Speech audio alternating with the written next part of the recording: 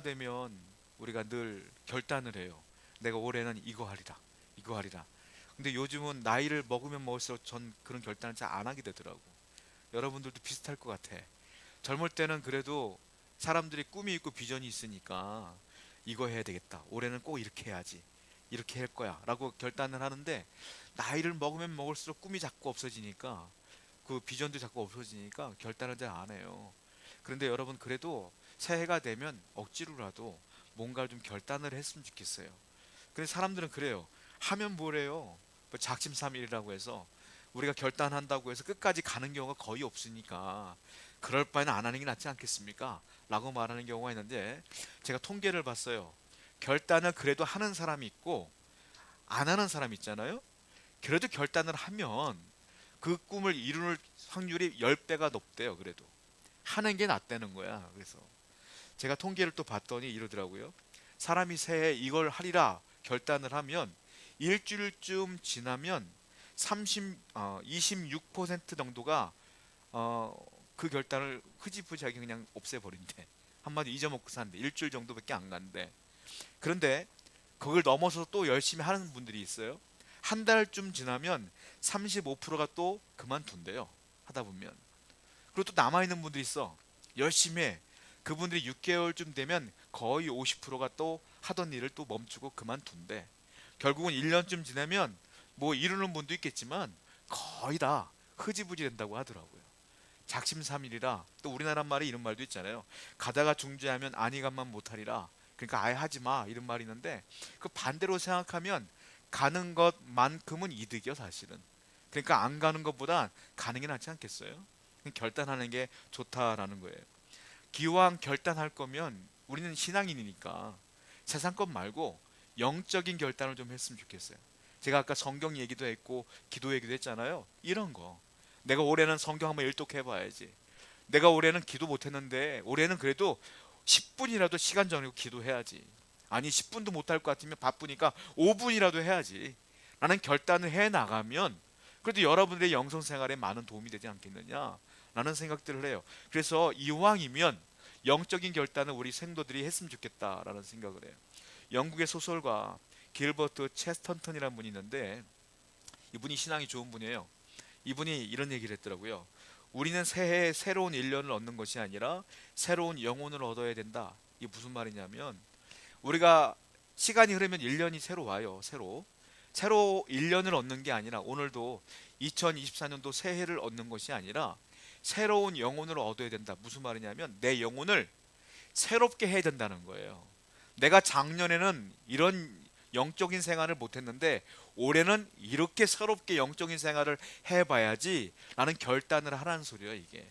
그러니까 내가 작년에는 성경 한 정도 못 읽었다면 올해는 그래도 최소 10장은 읽어야지. 10장도 참 민망한 숫자예요 사실은. 그래도 내가 성경 한 권을 읽어야지. 이렇게 결단을 해 나가면서 1년을 보내면 10년이 되고 15년이 되고 세월이 흐르면 내 영이 나도 모르는 사이에 변화되고 있음을 알게 될 것이다 라는 뜻이에요. 그러니까 올해도 2024년도가 됐는데 우리 영적인 생활에 새로운 결단을 하는 시간이 되었으면 좋겠다라는 생각을 좀 해봅니다. 자, 오늘 본문이 예레미야서인데요. 예레미야는 선지자인데 BC 600년경에 활동했던 선지자예요. 이때가 언제냐면 바벨론에 의해서 예루살렘이 멸망당하기 직전인 거예요. 그러니까 예레미야는 하나님의 말씀을 통하여 예루살렘이 멸망할 걸 알아. 이스라엘이 멸망한다고 하나님 말씀하셨어. 그러니까 미리 하니까 얼마나 속상해. 그러니까 미 백성들이 보니까 하나님께 돌아오진 않고 말씀 생활하지 않고 예배 생활하지 않고 그냥 먹고 마시고 놀고 있는 거야. 아니 하나님께서 멸망한다고 하는데 놀고 먹고 있는 거야. 답답하니까 하나님 말씀을 선포합니다. 안 들어요. 내가 지금 행복하니까 안 들어요. 그러니까 막 울면서 전해. 그래서 예레미야 선지자의 별명이 있어. 눈물의 선지자야. 왜? 맨날 울어. 왜? 나는 멸망할 거 아는데 이 사람들은 멸망할 거 모르고 그냥 쾌락에 빠져 사니까 맨날 울며 기도하고 전도하고 울며 기도하고 전도하는 거야. 나라를 사랑하니까. 그러니까 안 들어요. 결국은 망하죠. 결국 망했어요. 그때 후회해봤자 소용없잖아요. 그 예레미야가 말한 게 그거예요. 야, 망하기 전에 하나님께 돌아와야 되지 않겠느냐. 우리 영적인 마음으로 하나님께 나가야 되지 않겠느냐. 이 얘기예요. 여러분도 마찬가지예요. 우리의 인생이 10년, 20년 뒤에 끝날까요? 그거는 통계야, 통계. 여러분들의 인생이 진짜 10년 뒤, 20년 뒤, 30년 뒤, 40년 뒤에 끝나겠어요? 언제 끝날지 몰라, 우리는. 그게 5년일지, 1년일지, 2년일지 몰라요. 그러니까 어떻게 되겠어요? 오늘 2023년도가 새로 시작됐으면, 하나님께서 은혜를 주셔서 새롭게 인생을 시작되는구나. 그러면 내가 하나님께 조금 더 가까이 가야지 라는 마음으로 살아야 되지 않겠어요? 그러지 않으면 이스라엘을 멸망한 것처럼 언젠가 우리 마음 가운데 멸망이 올 줄 모르잖아요. 그러니까 지금 내 영혼을 새롭게 하는 게 중요하다라는 거예요. 예레미야는 이것을 가지고 어떻게 표현하냐면 나무로 비유를 합니다. 두 종류의 나무를 딱 비유를 해요. 한쪽 나무는 사막에 심겨진 떨기나무, 하나의 나무는 물가에 심겨진 나무. 이 두 가지 나무를 비유하면서 어떤 나무가 돼야 되겠느냐라고 예레미야는 얘기를 하고 있어요. 왜 그러냐면 우리의 인생은요, 여러분들이 아무리 노력해서 여러분들이 열심히 산다고 해서 행복해지거나 성공하는 게 아니에요. 왠지 아십니까? 우리의 인생은 우리 것이 아니에요. 하나님 것이야. 왜? 하나님이 창조주이시고 우리는 피조물에 불과해. 하나님의 창조주가 원하는 대로 사는 거예요. 우리는 도와주시면 은혜 받는 거고, 하나님이 떠나면 저주 받는 거예요. 그게 창조주와 피조물의 사이야. 그러니까 하나님과 멀어지면 저주받고 우리가 망할 수밖에 없는 거예요. 하나님은 또 어떤 분이세요? 전지전능하신 분이에요. 하나님이 도와주셔야 되는 거거든. 하나님은 또 어떤 분이세요? 심판주야. 그러니까 하나님은 심판주시며 절대 군주야, 한마디로 말하면. 그러니까 하나님과 가까이 가지 않으면 우리가 망할 수밖에 없지 않겠느냐. 솔로몬은 인생을 살아봤어요. 왕위의 왕. 그리고 이스라엘 역사 가운데 가장 부를 축적한 왕이야. 군사력도 굉장히 많은 왕이야. 그 왕이 나이 늙어서 고백하는 내용입니다. 그가 이렇게 고백해요. 시편 127편 1절입니다. 시작. 여호와께서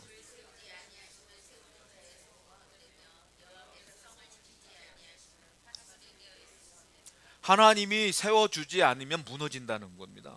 그가 깨달은 거야. 내가 왕인데도 하나님이 돕지 않으니까 안 되더라.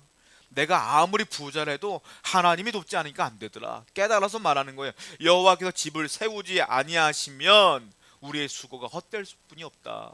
그러니까 하나님을 의지하며 살아야 되지 않겠느냐라는 거예요. 자, 그러니까 인생만사는 뭡니까? 하나님과의 관계에서 시작되는 거예요. 여러분의 인생이 잘 되길 원하지 않습니까? 복 받기를 원하잖아요. 만사 형통 좋아하는 단어야. 우리가 잘 됐으면 좋겠어. 만사 형통보다 먼저 돼야 되는 게 있어. 만사 영통. 하나님과 통해야 만사가 형통하는 거예요. 하나님께서 도와주셔야 되는 것이다 라는 거예요. 이 원리를 사도 요한이 이렇게 얘기하죠. 요한 3서 2절부터 3절입니다. 시작. 사랑하는 자여,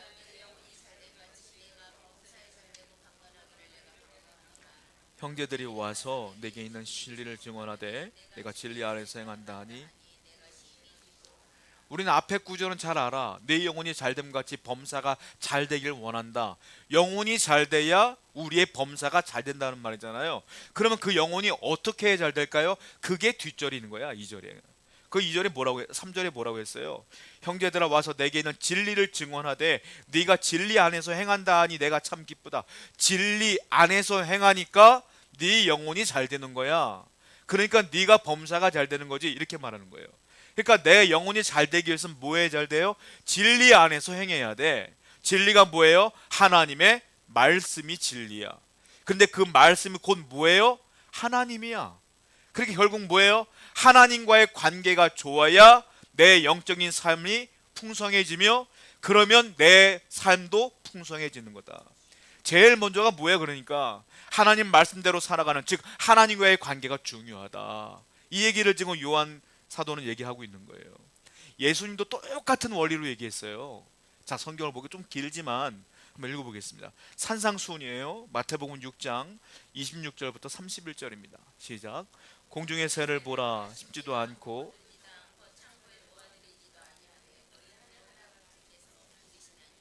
이것들보다 귀하지 아니하냐? 너희 중에 누가 염려함으로 그 키를 한 자라도 더할 수 있겠느냐? 너희가 이제 의복을 위하여 염려하느냐? 들의 백합화가 생각하여 보라. 수고도 아니하고 길쌈도 아니하느니라. 그러나 내가 너희에게 말하노니 솔로몬의 모든 영광으로도 입은 것이 이 꽃 하나만 갖지 못하였느니라. 오늘 있다가 내일 아궁이에 던져지는 들풀도 하나님의 이것을 입히시거든. 하물며 너희일까 보냐? 믿음이 작은 자들아. 그러므로 염려하여 이르기를 무엇을 먹을까, 무엇을 마실까, 무엇을 입을까 하지 말라. 잘하는 말씀이잖아요. 야, 공중에서도 하나님이 길러, 들의 백합화도 하나님이 기르시는 거야. 니들이 물 준 적 있어? 잘 자라잖아. 하나님이 기르시는 거야. 그러므로 염려하여 이르기를 무엇을 먹을까, 무엇을 입을까, 무엇을 마실까 염려하지 마라. 왜? 하나님이 돌보시는 거야 라고 주님께서 말씀하신 거예요. 그러면서 이 말씀의 결론이 뭐냐? 마태복음 6장 33절이 결론이야. 이 말씀에 한번 읽어볼게요. 시작. 그런즉 너희는 먼저 그의 나라와 그의 의를 구하라.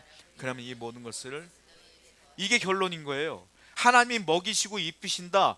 그런데 네가 어떻게 해야 하나님이 먹이시겠느냐 이 말이에요. 결론이 뭐예요? 먼저 그의 나라와 그의 의를 구하라. 그러면 먹고 마시는 것 하나님이 더하신다. 이건 뭡니까? 첫 번째 우선순위의 문제야. 뭐예요? 먼저 세상 일이 아니라 어떤 일? 하나님과의 관계가 먼저다 이 말이에요. 그러니까 하나님과의 관계가 잘 돼야 하나님이 돌보지 않겠니? 이 말이에요. 하나님과 어떻게 관계가 잘 되겠어요? 하나님 말씀이 있는데 말씀 읽지도 않고 묵상하지도 않고 말씀대로 안 사는데 관계가 좋아지겠어요? 부모님하고 자녀의 관계를 생각해 보세요. 부모님이 어떤 자녀 이뻐합니까? 부모님이 말하면 이 자녀는 네 하고 순종해. 말 잘 들어. 얼마나 이뻐. 부모님이 얘기할 때마다 왜요? 왜요? 왜요? 하면 이뻐. 그게 이놈의 자식은 맨날 왜요야 이러지. 똑같아. 하나님 말씀대로 네 그대로 살겠습니다 라고 하는 사람이 이쁜 거 아니에요. 그러면 그 말씀대로 사는 사람에게 하나님께 뭘 준다? 복을 준다. 그러니까 중요한 건 뭐예요? 올해 여러분이 중요한 게 뭐예요? 하나님, 세상 일이 잘 되건 안 되건 이거 중요한 게 아니에요. 왜? 잘 되든지 안 되든지 그건 하나님의 소관이야. 그럼 내가 어떻게 돼? 나는 지금 하나님께 잘해야지. 하나님과의 관계가 좋아야지. 더 기도해야죠. 더 말씀 가운데 살아야지. 더 예배해야지. 그러면 때가 되면 여러분들의 생활이 풀려나가게 될 줄 믿습니다. 그게 중요한 거다라는 거예요. 그게. 자, 그러니까 아까 말씀드린 것처럼 만사 형통이 먼저가 아니라 만사 영통이 먼저다라는 거예요. 예수님은요 직설적으로 얘기해요. 못 알아듣는 사람들에게 뭐라고 말합니까? 이번엔 직설적으로 얘기해. 마태복음 16장 26절입니다. 시작.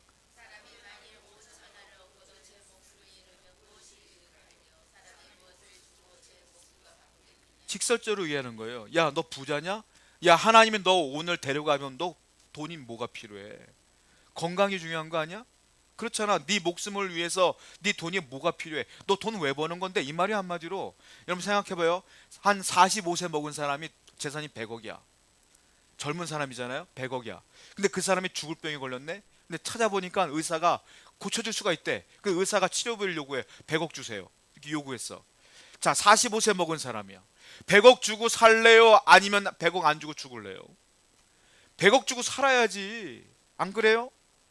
목숨이 먼저 아니겠어요? 아니 만약에 내가 돈이 아까우니까 그냥 죽을래요. 죽어버리면 그 돈 내가 못 써 어차피. 그러니까 쓰고 살아야지. 여러분 사람 목숨도 돈에 비교할 수가 없는 거 아닙니까? 하물며 여러분의 영적인 삶, 영원한 삶, 그건 어떻게 할 거야? 돈과 비교할 수 있어요? 아니잖아요. 내가 영원히 사는 건데, 그러니까 주님을 위해 사는 것이 중요한 것이지. 영적인 삶이 먼저 아니겠느냐. 주님께서 못 알아들으니까 직접적으로 이렇게 얘기를 한 거예요. 자, 그래서 예레미야는 오늘 본문에서 이런 얘기를 하고 있는 겁니다. 나무 두 개를 가지고 비교하는 거예요. 첫 번째, 사막에 살고 있는 떨기나무를 얘기해요. 어떤 사람들은 사막에 살고 있는 떨기나무와 같다. 한마디로 말하면 인본주의적인 삶을 사는 거야. 세상적인 삶을 사는 사람들 얘기해요. 한마디로 이스라엘 사람들, 하나님 말씀과 멀어진 사람들에게 얘기하고 있는 거예요. 예레미야서 17장 6절 말씀입니다. 시작.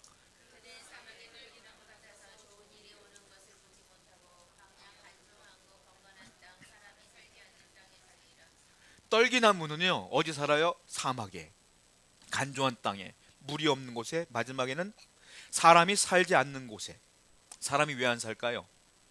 못 사니까 안 사는 거예요. 물이 없으니까, 땅이 안 좋으니까, 더우니까, 못 살만하니까 못 사는 거야. 근데 거기에 떨기나무가 살고 있는 거야. 한마디로 무슨 말이냐, 니들이 하나님께 안 돌아오면 너희들의 인생이 이렇게 될 거야 라는 거예요. 아무 공급도 없는 곳에서 살아갈 수밖에 없지 않겠느냐라는 거예요. 사진 한번 보여드릴게요. 뭐가 떨기나무겠어요? 보이는 거 다, 저게 다 떨기나무예요. 우리가 모세가 활활 타오르는 떨기나무 본 적 있죠? 저 나무예요. 사막에 살고 있는 떨기나무. 저게 얼마나 볼품없어요. 그리고 얼마나 외로워 보여. 그리고 물도 없어. 그렇게 산다는 거야. 저렇게 살 수밖에 없다. 그게 하나님께서 너희들이 하나님은 멀어진다는 사람들의 인생의 결과 아니겠느냐라는 거예요. 두 번째는요, 어떤 나무를 얘기하냐면 물가, 강이 흐르는데 거기에 심겨진 나무가 있어. 그걸 신본주의적 인생이라는데 하나님 중심의 인생이 있다라는 거예요. 자, 예레미야 17장 8절 말씀입니다. 시작.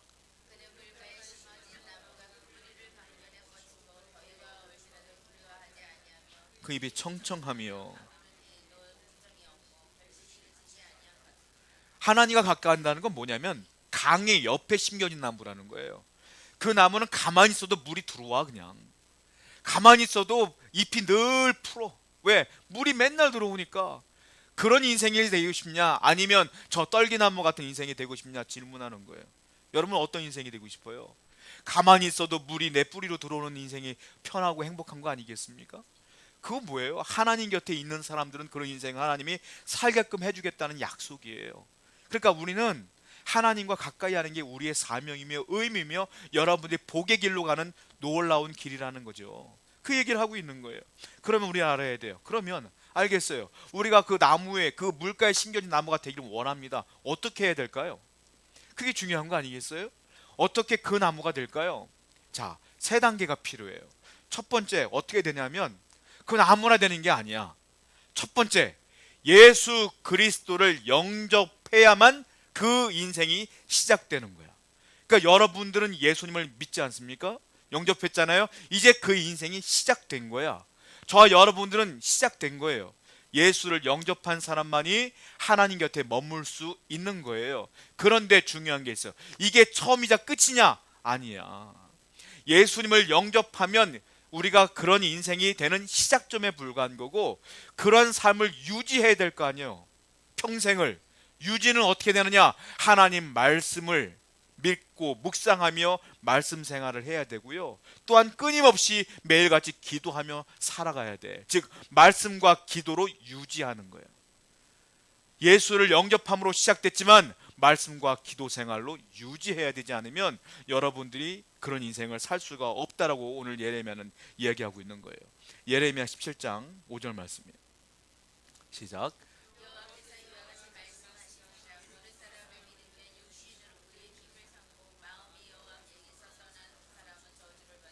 마음이 하나님께서 떠난 사람은 아까 떨기나무와 같은 사람이라는 거예요. 어떻게 된다? 저주를 받을 것이다. 저주가요, 갑자기 내가 병이 생기거나, 저주가요, 갑자기 내가 아프거나 죽거나 이런 저주가 아니야.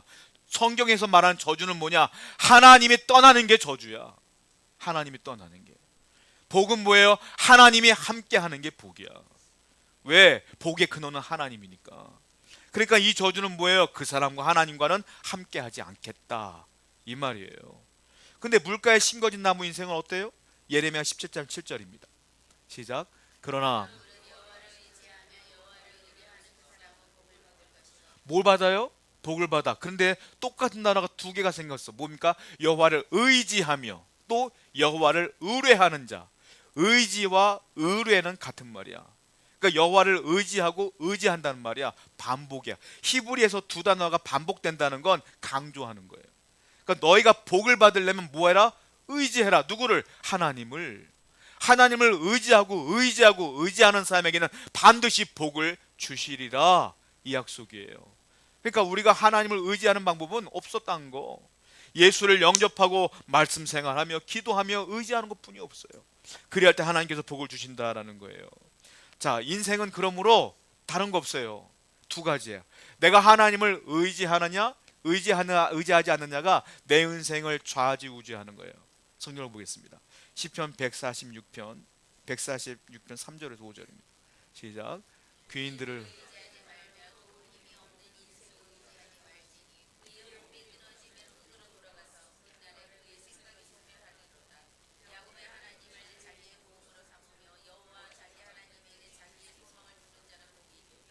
귀인을 의지하지 말래요. 힘 있는 사람, 대단한 사람 의지하지 말라는 거야. 뭘 의지해? 5절 보니까 야곱의 하나님을 자기의 도움으로 삼아라.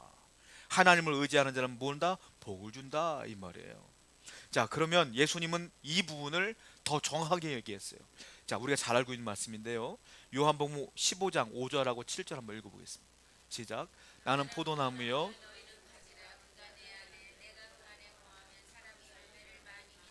나를 떠나서는 너희가 아무것도 할 수 없음이라. 너희가 내 안에 거하고 내 말이 너희 안에 거하면 무엇인지 원하는 대로 구하라. 예수님 뭐라 그랬어요? 나는 포도나무고 너희는 가지라 그랬어요. 여러분, 가지도요 약한 가지가 있고 든든한 가지가 있어. 바람 불면 약한 가지는 부러져 떨어져요. 그러니까 이 말은 무슨 말이냐면, 이왕이면 내 옆에 꽉 붙어 있어라. 깊은 교제하자 이거예요. 깊은 교제를 어떻게 하느냐? 뒷절에 뭐가 있어요? 너희가 내 안에 내 말이 너희 안에 거하면. 내 말이 뭐라고 그랬어요? 하나님 말씀. 즉 말씀이 늘 내 안에 거해야 내가 든든한 가지가 된다는 거예요. 그러니까 주님과 든든한 깊은 교제를 하기 위해서는 뭐 해야 된다? 말씀 생활을 깊이 있게 해야 된다는 거예요. 성경을 읽고 묵상하고 그대로 살려고 노력하는 삶이 내가 포도나무에 붙어있는 가지가 되는 길이다 라는 거예요. 자, 그런 것을 유지하기 위해서는 말씀과 기도뿐이 없어요. 자, 성경 보겠습니다. 시편 1편 2절부터 3절입니다. 시작. 복 있는 사람은 오직 여호와의 율법을 즐거워하여 그는 시냇가에 심은 나무가 철을 따라 열매를 맺으며 잎사귀가 마르지 아니함 같으니 그가 하는 모든 일이 다 형통하리로다. 복 있는 사람 뭐한다? 여호와의 율법을 뭐한다? 즐거워한다. 그리고 또 뭐한다고요? 그 율법을 주야로 묵상하노다. 율법은 뭐다? 말씀이다. 묵상은 뭐냐면 히브리어로 원어로 하가라는 단어 써요. 하가. 하가가 원래 뜻이 뭐냐면 읊조리다라는 뜻이에요. 읊조리다는 건 뭐냐면 길 가다가 중얼중얼거리는 사람들 있죠. 왜? 중얼거리는 거예요. 무슨 말이냐? 하나님 말씀 읽었어? 중얼거리는 거야. 여호와는 나의 복이시니 여호와는 나의 복이시니 중얼거리는 거야. 복 있는 사람은 여호와의 율법을 따르며. 계속 중얼거리면서 외우라는 소리요. 이게 묵상이라는 거예요. 중얼거린다는 건 혼자 있을 때도 계속 중얼거리면서 말씀을 생각하는 거예요. 그 마음에 새기는 거야. 이게 하가예요. 읊조리는 것. 그러니까 말씀 생활이라는 게 뭐냐면 말씀을 들었으면 읊조리고 오늘 주일 설교 들었으면 아멘하고 집에 가자면 잊어먹는 게 아니라 오늘 주일 설교 들었으면 일주일대로 살아보려고 노력하는 거예요. 그 적어야 돼. 그러니까 오늘 말씀이 이런 거였지, 이대로 살아보자. 적고 계속 노력하는 거야. 그런 사람들이 포도나무에 붙어있는 가지가 된다. 이 얘기를 하시는 거예요, 주님께서. 여러분, 그 미국의 백화점 왕이라고 불리는 워너메이커라는 분이 있어요. 그분의 제가 책을 읽어봤는데 그분이요 대단한 분인데 나중에 대통령이 그분을 최신부 장관으로 임명을 했어요. 미국 대통령이. 근데 이분이 그 대통령의 임명을 거절해요. 나 실소. 이유가 대단해. 이유가 뭔지 아세요? 아니, 최신부 장관 되면 급한 일 있을 때마다 주일마다 가야 되는 거야, 정부에. 나는 주일을 지켜야 되는데 그게 싫어. 거기다가 이분이요 교회 학교 교사를 하고 있었어요. 이 워너메이커란 분이. 이 교사를 해야 되는데 주일 나가버리면 이 아이들 누가 가르쳐? 난 못한다는 거지. 그러니까 이 대통령이요 이분이 너무 필요하니까 그러면 주일날 당신 절대 안 부르겠다. 그러니까 주일 예배 들으시고 아이들 다 가르치고 그거 하시면 되지 않느냐 해서 최신부 장관을 임명했어요. 이분이요 워너메이커가 했던 것 중에 우리가 잘 아는 가운데 손님은 왕이다, 이걸 처음으로 하신 분이 이분이야. 그리고 우리나라 백화점 정찰제 하잖아요. 정찰제 시행을 최초로 하신 분이야, 이분이. 그리고 우리나라 종로 2가에 보면 YMCA 건물이 있어요. 그걸 이분이 헌금해서 만든 거야. 그러니까 신앙이 굉장히 좋으신 분이란 말이야. 이 워너메이커에게 기자가 물어봐요. 당신이 인생을 살면서 최고의 투자는 뭡니까? 라고 물어봤을 때 이분이 고민도 하지 않고 바로 얘기를 해요. 뭐라고 말하냐면 내가 12살 때였어요. 2달러 50센트를 주고 낡은 성경책을 하나 샀어요. 그게 최고의 투자입니다. 성경책을 그때부터 매일 읽으면서 말씀대로 살려고 노력했더니 하나님의 성경에 써있는 대로 복을 주시더라고요. 저는 그래서 지금도 하나님께 감사하며 살아요 라고 얘기했어요. 성경에 투자한 것이 인생의 투자가 된 거예요.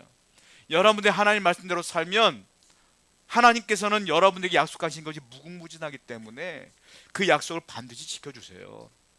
하나님은 거짓말 안 해요. 신실하신 분이야. 그러니까 먼저 하나님 말씀대로 열심히 살아가는 여러분들에게 축원드립니다.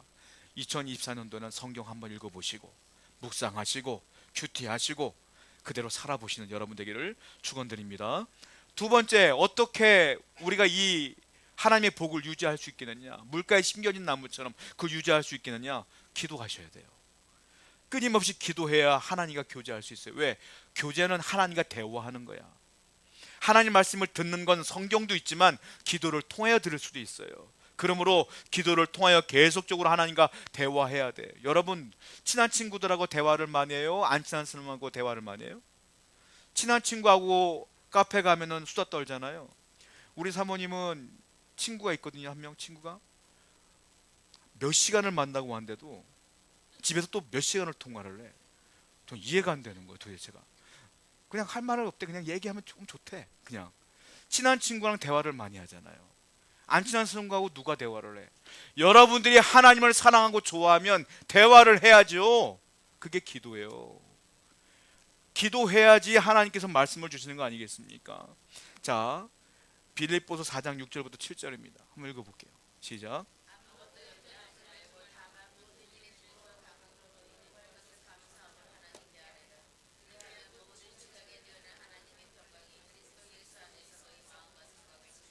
아무것도 염려하지 말고, 염려할 게 많죠 우리가.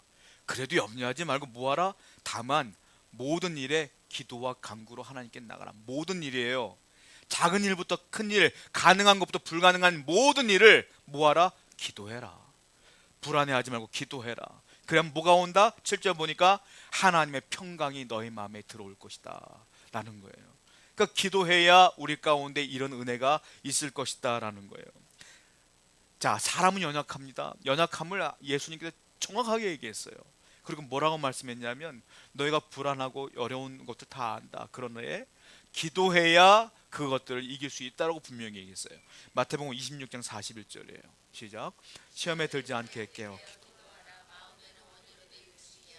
제자들에게 기도를 부탁했는데 제자들이 뭐하고 있어요? 자고 있었어. 그 주님께서 깨우시면서 말씀하시는 거예요. 야, 시험에 들지 않게 깨어 기도해라. 마음은 원이로되 육신이 약하구나. 무슨 말? 우리한테 똑같은 말씀이에요. 너희들도 마음은 원하는데 육신이 약하구나. 죄성이 있으니까, 연약하니까 기도는 해야 된다는 거 아는데 기도를 못 하는 거야 우리가. 그래도 주님께서 뭐라 그랬어요? 그래도 기도해야 된다라는 거예요. 왜? 기도 안 하면 시험에 든다. 마귀가 기도 안 하는 사람을 붙들어가요. 붙들어가. 그러니까 기도해야 마귀도 긴장하는 거지. 그러니까 시험에 들지 않으려면 기도해라 라는 거예요. 여러분, 우리나라 문구 최대 회사 중에 하나가 피스코리아라는 데가 있어요. 제가 피스코리아가 뭐냐면, 여러분들 스테이플러 보면 평화공업사 아시죠? 우리나라 스테이플러 다 평화하잖아요. 평화. 피스공업사. 제가 이름이 이상해서 찾아봤더니 알고 보니까 이분이 그 창업주가 그 신중규 장로님이시더라고. 그것도 또 우리 교단 서울에 있는 어떤 교회의 장로님이셨더라고. 돌아가셨는데 이분이요 부산에서 문구점 하나 연 거예요. 그런데 10개월 만에 잘 됐어. 잘 된 이유가 뭐냐면 이분은 매일매일 틈만 나면 기도해. 하나님한테 도와달라고 맨날 기도해. 10개월 만에 잘 돼갖고 도매업으로 바뀌었어. 이 문구점이. 막 기도하는데 하나님이 지혜를 주신 거야. 아이디어를. 여러분, 아이디어는 기도할 때 나와요. 왜? 아이디어는 하나님 거거든. 그러니까 하나님이 주신 거야. 야, 하나 뭐 만들어야 되지 않겠냐는 마음을 주셔서 제조업을 만든 거야. 그게 평화공업사야. 그때 만든 게 뭐냐면 스테이플러하고 그 핀을 만들기 시작했어요. 이게 너무 잘 돼갖고 나중에 우리나라 문구의 60%를 장악하게 돼요, 이 회사가. 그리고 나중에는 미국에 있는 문구점 에이스라고 하는 것을 또 사가지고 전 세계 수출을 하게 되는 겁니다. 잘 돼요. 잘 된 거야. 그분이 장로님 말씀하시는 거예요. 저는 불황이 없어요. 이렇게 말해요. 간증을 들어봤는데 불황이 없어요. IMF 때 잘 됐어요. 힘들 때 잘 됐어요.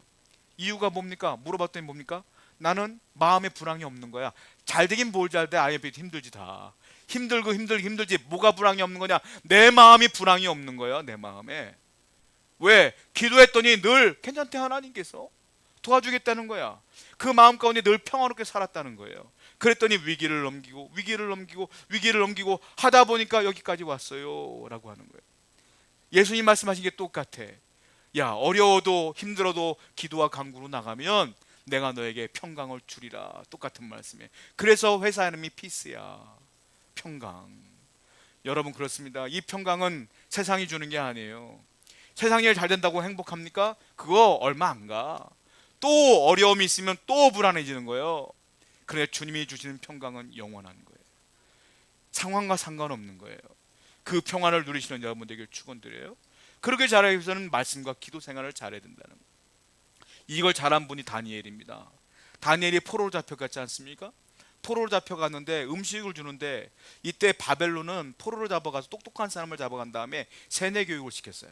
바벨론 문화로. 그래서 너희들이 우리 대신 니네 나라 가서 우리 대신 다스려라, 이렇게 말하는 거예요. 근데 다니엘이 교육을 받는데 음식이 나오는데 음식을 잘 줘요. 고기가 맨날 나와. 근데 고기를 보니까 유대인이 먹을 수 없는 돼지고기들만 오는 거야. 그리고 유대인들은 정결법이 있기 때문에 도살하는 방법이 있어요. 피를 다 빼야 돼. 근데 피채 먹으라는 거야. 다 피가 있는 대로. 그게 맛있대. 그러니까 이 다니엘이 결단을 해요. 나 못 먹겠습니다. 하나님께 범죄할 수 없습니다. 그 다니엘과 세 친구가 다 동일하게 얘기했어요. 사형당할 수 있어요. 그래도 하나님 믿고 신앙을 지키는 거야. 그때 하나님께서 은혜를 주셨잖아요. 채식 먹고도 살았잖아 그 사람들. 성경을 보겠습니다. 다니엘서 1장 8절입니다. 시작.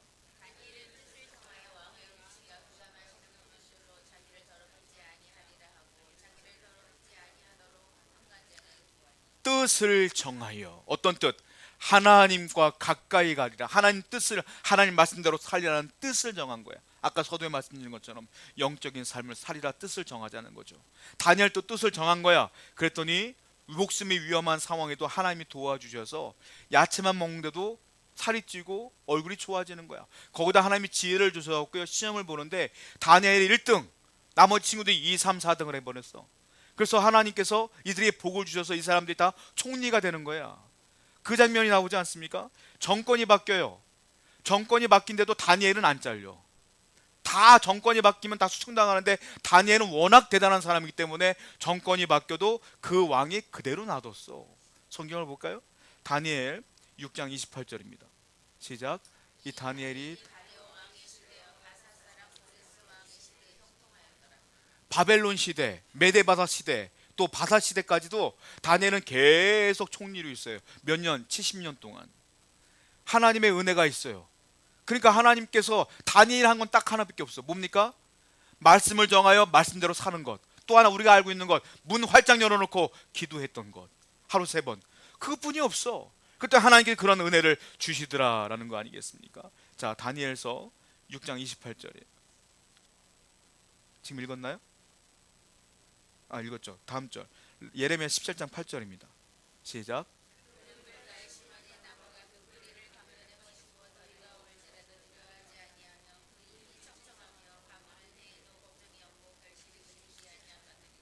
가뭄이 와도 걱정이 없대요. 왜? 물가에 심겨진 나무는 물이 있으니까 라는 거예요. 그러면 두려워하지 말라고 바울은 얘기합니다. 로마서 8장 37절. 시작.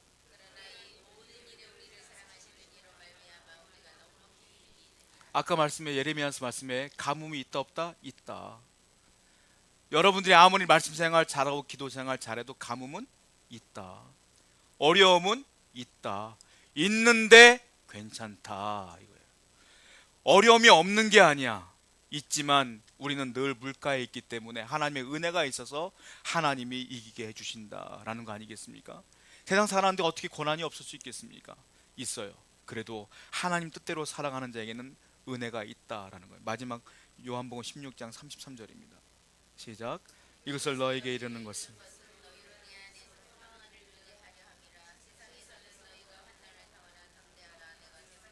환란이 있어도 뭐하라? 담대하라. 왜? 주님이 이미 세상을 이겼기 때문이다. 그 주님이 여러분과 함께 하시는 올 한 해가 되기를 축복합니다. 우리 잠깐 기도하겠습니다.